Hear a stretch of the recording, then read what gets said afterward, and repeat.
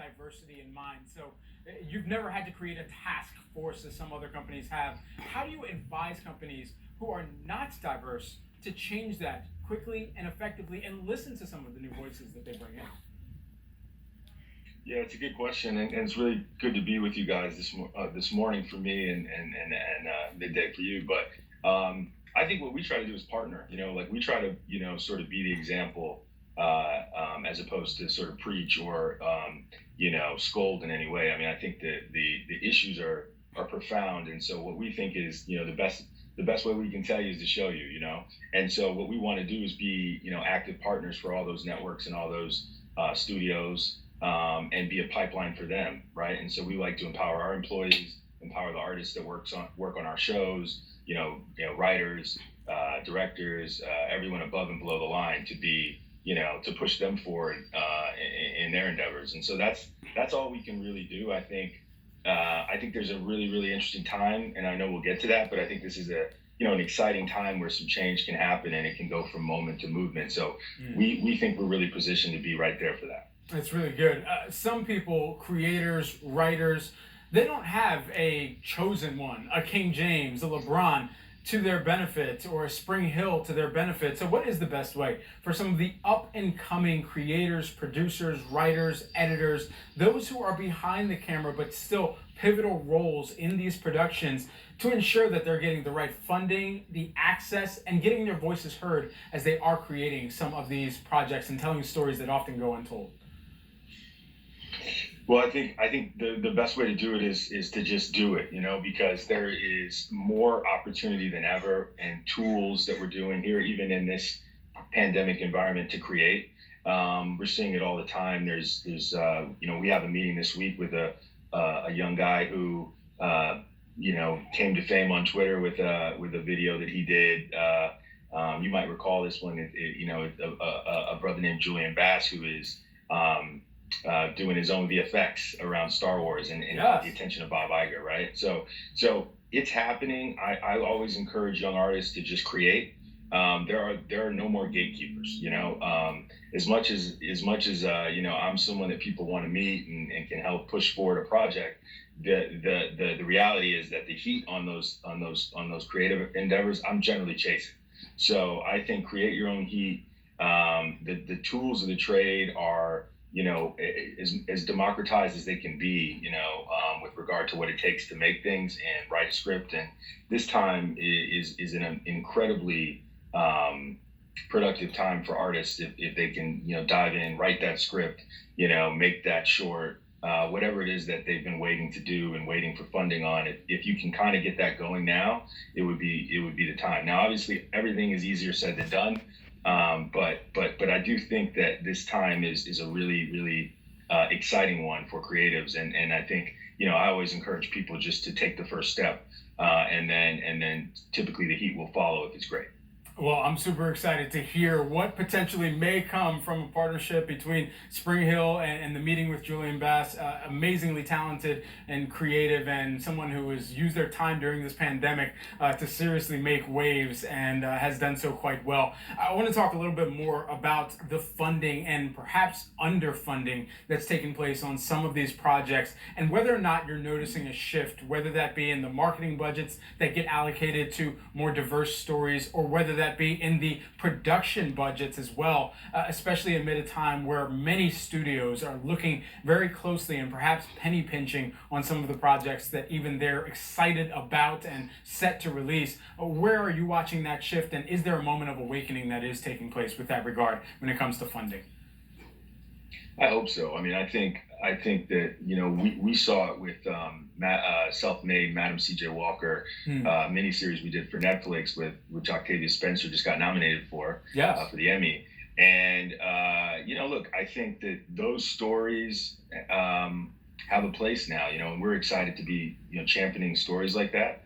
I think we haven't had our diverse Game of Thrones yet. And so I still think there's work to be done, right, on that front. But I think there's really talented filmmakers. You mentioned Ava, I heard on an earlier segment. She's obviously amazing. Or Ryan Coogler, who we're working with on Space Jam. I mean, these filmmakers and artists are going to be the ones who do marshal that investment.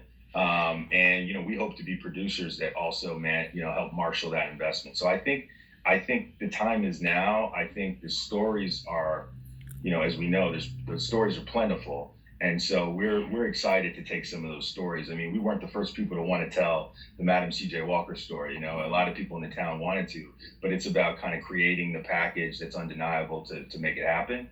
And so we want to empower artists to do that. And I think you bring up a good point. I think it hasn't happened yet. And I think we have to be a part of the change to make it happen. But it absolutely hasn't happened yet. We haven't seen our Game of Thrones or our Crown type level investment on diverse stories, on Black stories. I think it's happening. I think Crazy Rich Asians was a big moment. I think there's a lot of big moments that are happening. I'm really excited to see In the Heights from Lin-Manuel. I hear it's amazing. Right. So I think there's some moments, and it only takes a hit, and then everybody's copycat. It's sort of like that's what it takes to break through. So I'm looking for that. I think commercial and critical success will have to come, and then the money will follow. Jamal, you mentioned Space Jam, so I'm going to bring that up just a little bit later. I want to hit on that because we need an update. However, prior to that, let's talk a little industry if we may, and then I want to get into your background. Box office struggles right now amid the pandemic. It's meant the delayed release for a lot of big titles that we were waiting for to come to market in theaters, but it also furthers this direct-to-consumer content environment from a content officer's perspective. Allow us into your way of thinking around this, and particularly, what do you believe the best way forward is? Is this a fork in the road moment for the industry? Yeah, look, my background. You mentioned my background. I'm a marketer by trade, right? And a storyteller in a lot of ways. And I love to work with artists. And what I think the best thing that's happening right now is audiences are choosing how they want to consume the media. So it's not, it's accelerated by the pandemic, but this was happening. This window conversation was happening, direct to consumer was happening, and so now we see that accelerating, and I think the business will have to catch up to the consumer behavior.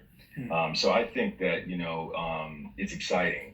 For me as a father, I'm excited to check out Mulan at home.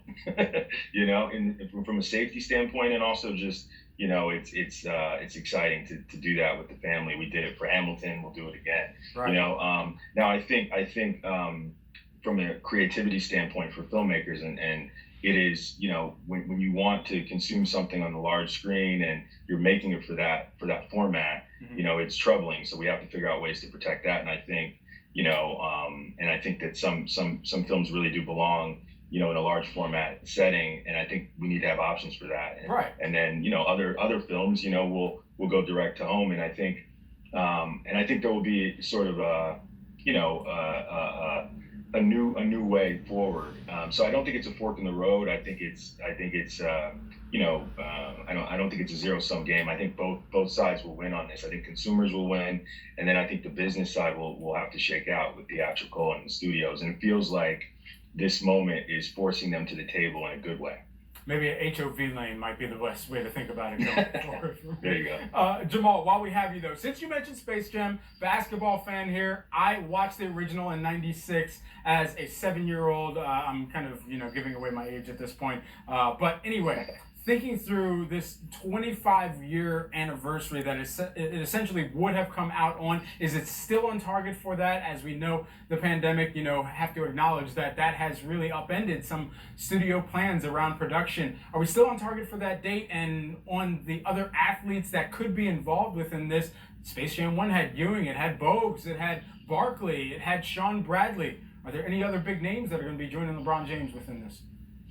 Well, you're not going to get me to give away any any plot points, but yeah, we are still on track. The team is working really hard to stay on track, and we're super excited to bring that story to the world. I mean, just couldn't be more proud of our company for being involved in it.